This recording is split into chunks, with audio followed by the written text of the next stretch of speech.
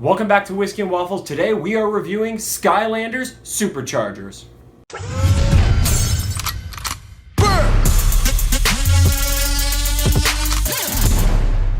So thanks to the team at Activision, we got to check out Skylanders Superchargers for the PlayStation 4.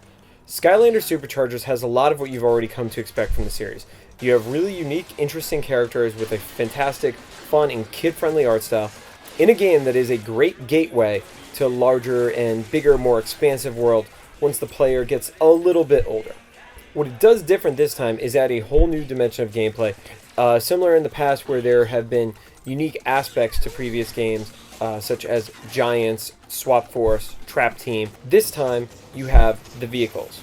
At any given time, the player needs to have a vehicle and a Skylander on their new revised Portal of Power, and these can lead to some interesting combinations. Some are naturally paired together and are able to supercharge the vehicle and the Skylander when playing together, and others could just be what you happen to have ready to go for the situation. Skylanders Superchargers includes 40 new toys, 20 characters, and 20 vehicles.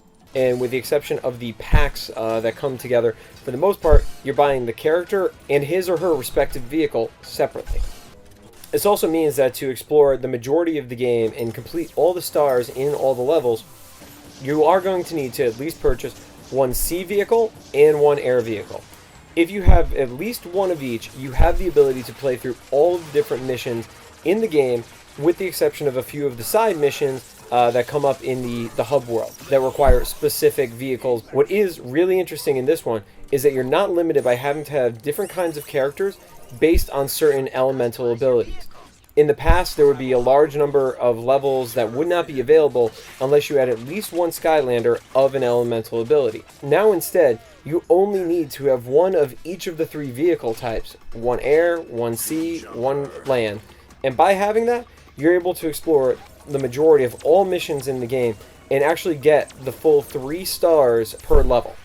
And in this version of Skylanders, in Superchargers, your Portal Master level matters. What happens is every time that you level up, you get to pick a new power, and these could be boxes produce more coins. You get more gear bits during supercharger races. You get a elemental power that when you start a level or pull up a Skylander of a certain elemental type, you get an attack or defensive bonus in some manner. As you gain more levels, you have the possibility of doubling up on some of these powers, or making sure that if you have a wide variety of Skylanders, all of them are covered in it. As far as gameplay, the missions are similar to what they've been in the past when you're your Skylander. However, when you're in your vehicle, there are different kinds of missions. Most of them are either racing oriented or somewhat side-scrolling.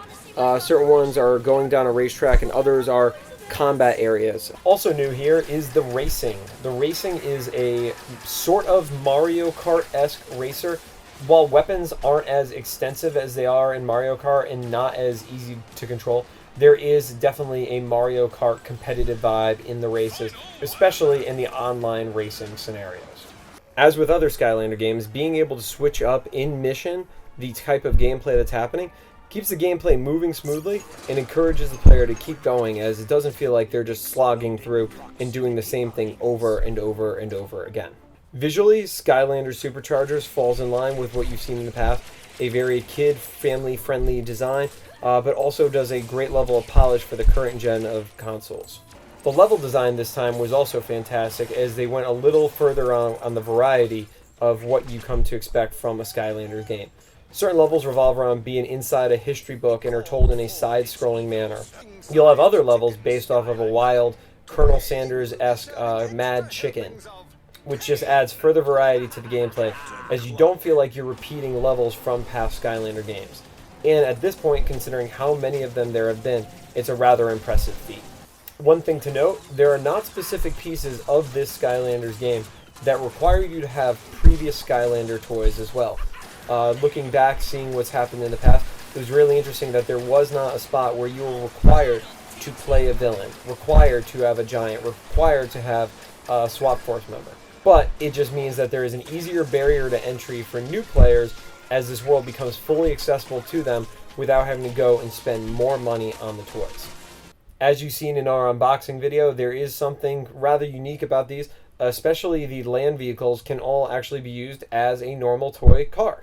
Working wheels and articulated parts add another level of fun from the toy perspective, especially as, for the most part, Skylanders in the past have been entirely stationary characters. There wasn't much playing that could be done with them in the real world.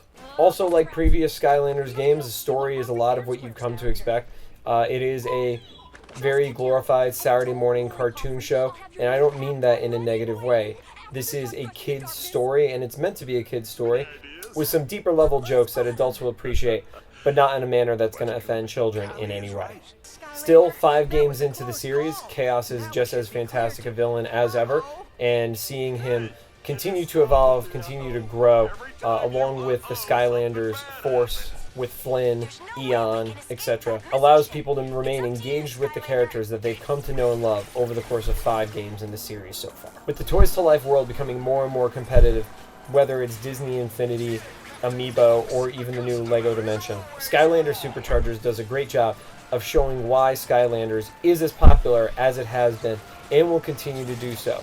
When it comes to gameplay, it definitely excels, and the characters keep bringing people back, especially with using the old characters and swapping them out with the new supercharger abilities, pairing them up with different vehicles, and then allowing kids to take those toys into the real world in a way they haven't been able to do so in the past. If we had to give Skylanders Superchargers a score, which we do because it's a review, and that's what people want, we would go with an 8.5 out of 10, as it doesn't do anything completely revolutionary as when it started.